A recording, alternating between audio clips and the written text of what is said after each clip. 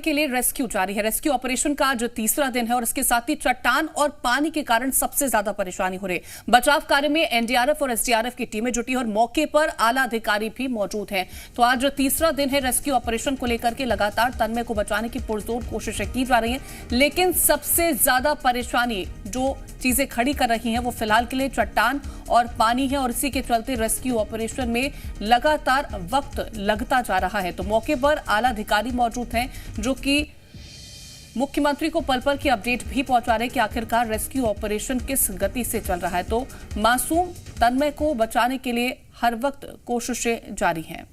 देखिए 38 घंटे का समय हो चुका है और अभी तक तन्मय से संपर्क नहीं हो पाया है। तस्वीरें आपको ग्राफिक्स के माध्यम से समझाने की कोशिश कर रहे हैं कि आखिरकार तन्मय इस बोरवेल में कैसे गिरा। तो देखिए इस बोरवेल के ऊपर एक पतली सी बोरी डली हुई थी जिसकी वजह से तन्मय को ये बोरवेल दिख नहीं सका और भागते भागते वो इस बोरवेल में सीधा नीचे जा गिरा और नीचे भी इस कदर जाके गिरा कि हाथ ऊपर उसके फंसे रह गए हैं और 55 फीट की गहराई पे तन्मय का शरीर फंसा हुआ है। तन्मय से अभी संपर्क नहीं हो पा रहा है, लेकिन पुरजोर कोशिश यही जारी है कि तन्मय को बचा लिया जाए। तो तन्मय को बचाना है और इसी वजह से लगातार रेस्क्यू ऑपरेशन वहां पर चलाया जा रहा है। आपको बता दें कि तन्मय जिस वक्त गिरा उस वक्त जानकारी जैसे ही माता पिता को लगी, प्रशासन को इस बात की जानकारी दी गई और उसके बाद से ही लगातार रेस्क्यू ऑपरेशन चलाया जा रहा है, लेकिन पथरीली जगह होने की वजह से परेशानियां जो है वो लगातार बढ़ती हुई नजर आ रही हैं।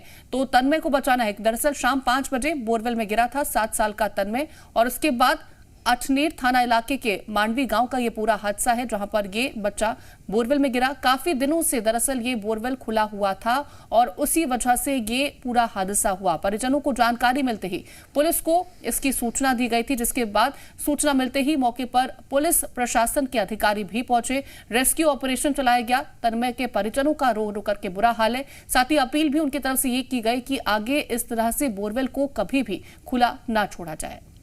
तो अपील तो की गई है, लेकिन अब पुरजोर तरीके से कोशिश यही है कि तन्मय को बचा लिया जाए। देखिए गड्ढा पैरेलली खोदा जा रहा है, यानी कि बोरवेल के ठीक बगल में गड्ढा खोदा जा रहा है।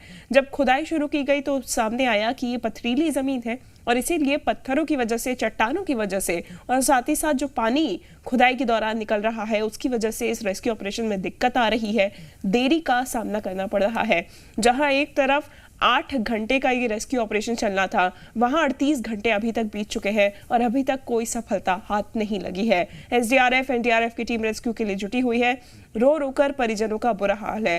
हालांकि मौके पर पुलिस प्रशासन के अधिकारी मौजूद है, पल पल की अपडेट सीएम भी ले रहे हैं, लेकिन कोशिश यही है कि तन्मय को जल्द से जल्द बाहर निकाला जा सके। ऑक्सीजन लगातार सप्लाई की जा रही है और बेहद ही आराम से ये खुदाई भी की जा रही है क्योंकि बोरवेल ठीक बगल में है। अगर एकदम से चट्टानों की ब्लास्टिंग की जाती है तो झटके से ये संभव है कि बोरवेल धंस जाए और ऐसा नहीं हो, इसी के लिए बहुत ही आराम से देख के साइंटिफिक रिसर्च्ड जो टेस्टेड एंड ट्राइड मेथड है, तरीका है, उसी के तहत ये खुदाई की जा रही है और तन्मय को बचाने का प्रयास किया जा रहा है। ये देखिए इस तरीके से कैमरा डाल के कोशिश की गई थी कि तन्मय की तस्वीर, तन्मय की झलक देखी जा सके।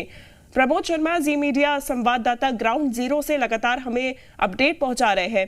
प्रमोद, क्या जानकारी? 38 घंटे हो चुके हैं, क्या तन्मय से कोई संपर्क हो पाया है अभी तक? देखिए कोई कांटेक्ट नहीं हो पाया। 36 से 38 घंटे के बीच का वक्त हो गया है और जो टनल बनाई जा रही थी बोरवेल के पास में उसकी गहराई हो गई है तकरीबन 43 फीट और इससे 45 फीट तक लेकर जाना है, लेकिन अब गहराई बहुत ज़्यादा है। आप नीचे देखेंगे तो एक कुएं नुमा गहराई है। अब फिर से रास्ता बनाया जा रहा है। जेसीबी बार का जो ऑपरेशन है, जो रेस्क्यू, वो प्रभावित हो जाता है। कुछ देर पहले कैमरा डाल कर देखा था, लेकिन कैमरे में तन्मय नहीं दिखे हैं। ये बहुत चिंताजनक बात है। और वहाँ पर आप देखेंगे तो जो नीचे जो गड्ढा है उसमें पानी आया है और पानी को निकालने के लिए अब फिर से एक मोटर डाली जा रही है। वहाँ पर मेरे से दिखा रहे हैं बहुत ठंड, बहुत ज़्यादा है, कड़ाकेदार ठंड है, हाड़ कपाने वाली। इस वक्त बैतूल के जंगली इलाके में ठंड फेस करनी पड़ रही है। अलाव का सहारा लेकर जैसे तैसे रात ये इन रेस्क्यू कर्मी और हम लोग भी तकरीबन दो रातों से यहाँ पर मौजूद हैं।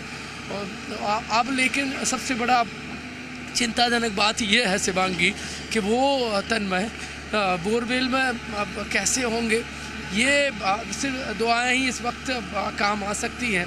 पूरा प्रशासनिक अमला देखिए, वो देखिए वहाँ पर वो मोटर डाली जा रही है, इस तरफ से रस्सी से पकड़ करके नीचे डाली जा रही है और फिर वहाँ से पानी लिफ्ट करके बाहर फेंका जाएगा और उसके बाद ही तकरीबन 2 फीट और खुदाई होनी है।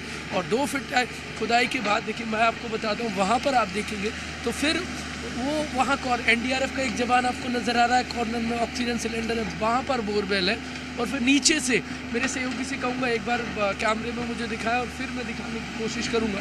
फिर वहाँ से कैलाश महल में जो तस्वीरें दिखाए, वहाँ से एक सुरंग बनाएगा NDRF और SDRF के जवान और फिर बच्चे को निकालने की कोशिश की जाएगी।